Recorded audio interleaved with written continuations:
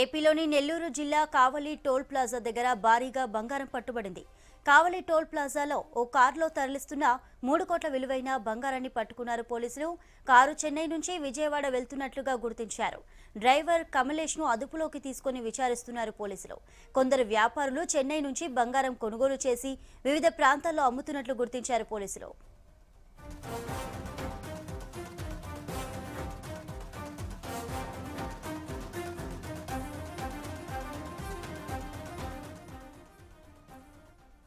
ఏపీలోని నెల్లూరు జిల్లా కావలి toll plaza దగ్గర భారీగా బంగారం పట్టుబడింది.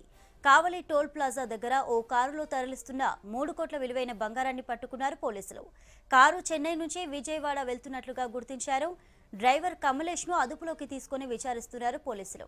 కొందరు వ్యాపారులు చెన్నై నుంచి బంగారం కొనుగోలు చేసి వివిధ ప్రాంతాల్లో అమ్ముతున్నట్లు గుర్తించారు పోలీసులు.